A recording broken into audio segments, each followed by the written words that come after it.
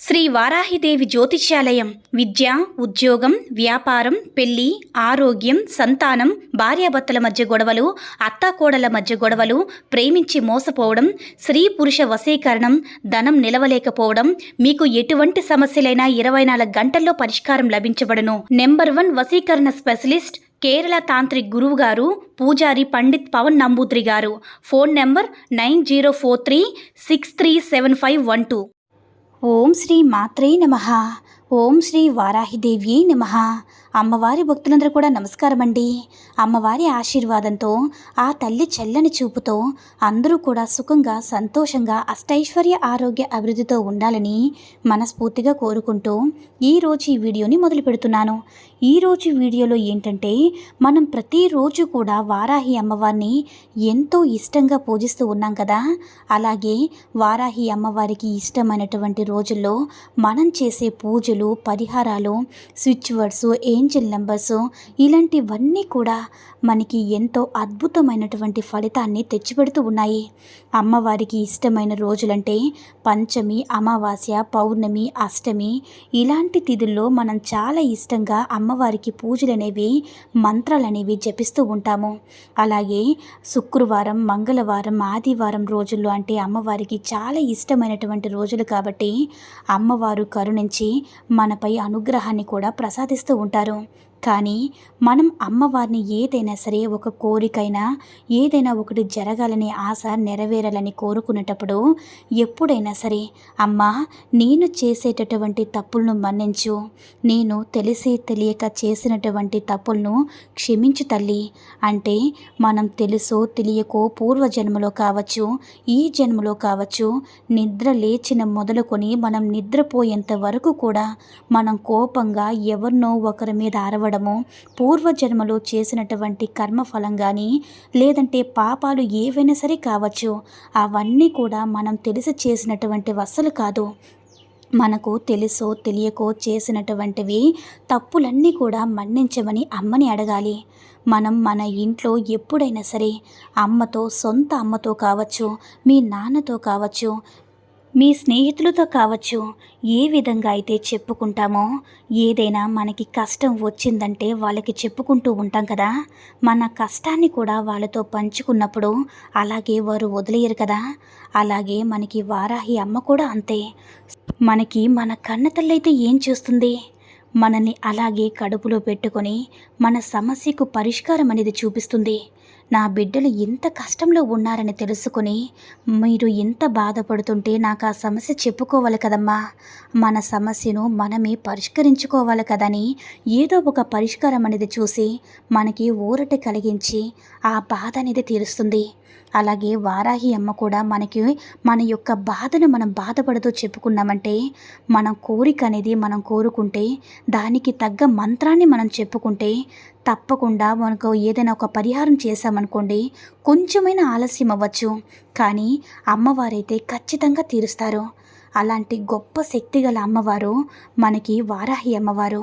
మనకి మన కన్న తల్లి ఏ విధంగా అయితే మనల్ని కాపాడుతూ ఉంటుందో, వారాహి అమ్మవారు కూడా మనం పూజించుకున్నట్లయితే ఆ విధంగా మనల్ని కాపాడి మన కష్టాల నుంచి, సమస్యల నుంచి బయటపడి వేస్తుందన్నమాట. అయితే ఏదైనా మనం ఒక కోరిక అనేది వారాహి అమ్మవారిని అడిగేటప్పుడు, తల్లి నేను తెలుసో తెలియకో ఏదైనా తప్పు చేసి ఉంటే క్షమించు తల్లి, నా కోరిక అనేది నెరవేర్చు, నా ఆశ అనేది తీర్చు అని వారాహి అమ్మని మనస్ఫూర్తిగా మనం అడిగినట్లయితే తప్పకుండా ఆ అమ్మవారు మన సమస్యకు పరిష్కారం అనేది తప్పకుండా చూపిస్తారు. ఆడపిల్లలైనా, మగవారైనా, ఎవరైనా సరే తన బిడ్డలు కష్టంలో ఉన్నారంటే ఏ తల్లి కూడా చూస్తూ ఊరుకోదు కదా. కాబట్టి ఒకరోజు ఆలస్యం అవ్వచ్చేమో కానీ మన కోరిక అనేది ఖచ్చితంగా తీరుతుంది.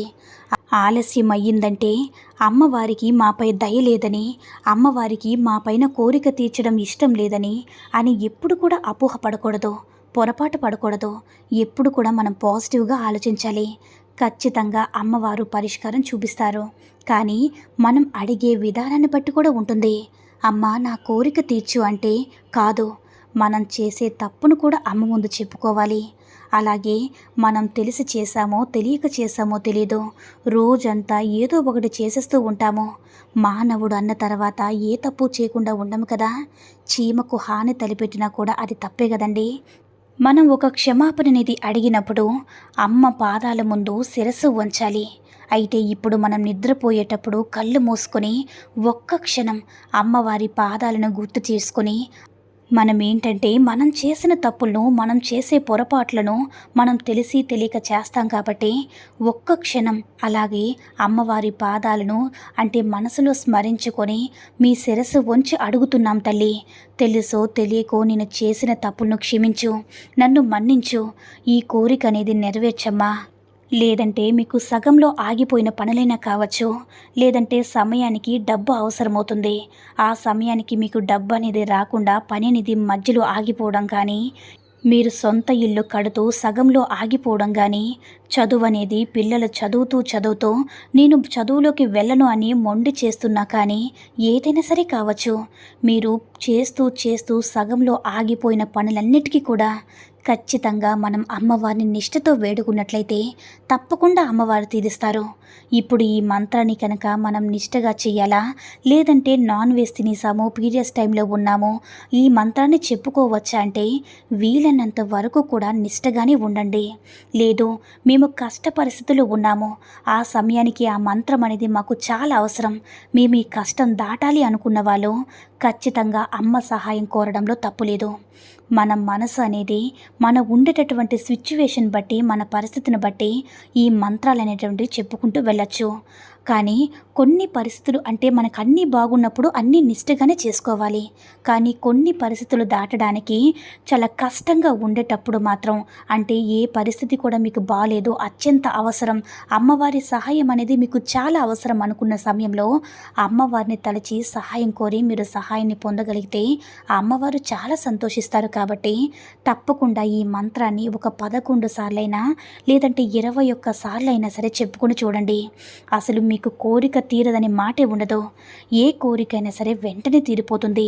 ఆ మంత్రం ఏంటంటే ఇప్పుడు నేను స్క్రీన్ మీద కూడా ఇస్తున్నాను చూడండి. ఓం ఐం గ్లౌ కాట్వాయే నమః.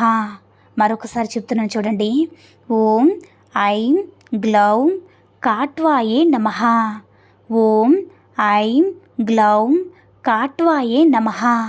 కాబట్టి ఈ మంత్రాన్ని 11 సార్లు మీరు నిద్రపోయే ముందు, మీరు భోజనం చేసేసి పడుకునే ముందు చేస్తే ఇది చాలా చాలా ఇది మంచం మీద కూర్చొని చేయాలా లేదంటే కింద కూర్చొని చేయాలనేది మీ ఇష్టం అనమాట. ఎక్కడైనా సరే కూర్చోవచ్చు, మంచం ఏదైనా ఎక్కడైనా సరే ఈ మంత్రాన్ని 11 సార్లు చెప్పుకొని ఈ మంత్రం చెప్పుకోయే ముందు మీ కోరిక అనేది మనసులో అనుకుని చేయండి. ఏదైనా సరే ఒక కోరిక అనుకుని చేయండి. కొంతమంది కన్ఫ్యూజన్, ఫస్ట్ మొదటగా కోరిక కోరుకోవాలా లేదంటే మంత్రం చెప్పుకోవాలని. మీరు ఎలా చేసుకున్నా పర్వాలేదు, కానీ ముందుగా మీ కోరికను మనసులో అనుకొని మంత్రాన్ని చెప్పుకోండి. మనశ్శాంతిగా ఒకే ఒక కోరికపై నిమగ్నం చేసి ఆ కోరిక అనేది అమ్మవారిని అడగండి. అది తీరాక తర్వాత కోరిక అనేది మళ్ళీ అడగచ్చు. ఇలా ఒక్కసారి చేసి చూడండి. తప్పకుండా మీరు అనుకున్నది, మీరు కోరుకున్నది తప్పకుండా జరిగి తీరుతుంది. అమ్మవారి అనుగ్రహంతో జరిగి సంతోషంగా జీవించండి. ఈ వీడియో కనుక నచ్చినట్లయితే మరికొంతమంది అమ్మవారి భక్తులకు రీచ్ చేయాలా షేర్ చేసి లైక్ చేయండి. అలాగే మన ఛానల్ని ఎవరైనా మొదటిసారిగా చూస్తున్నట్లయితే తప్పకుండా సబ్స్క్రైబ్ చేసుకుని మాకు కొంచెం సపోర్ట్ చేయండి. సర్వే జన సుఖినో భవంతు. ఓం శ్రీ మాత్రే నమః. ఓం శ్రీ వారాహిదేవ్యై నమః.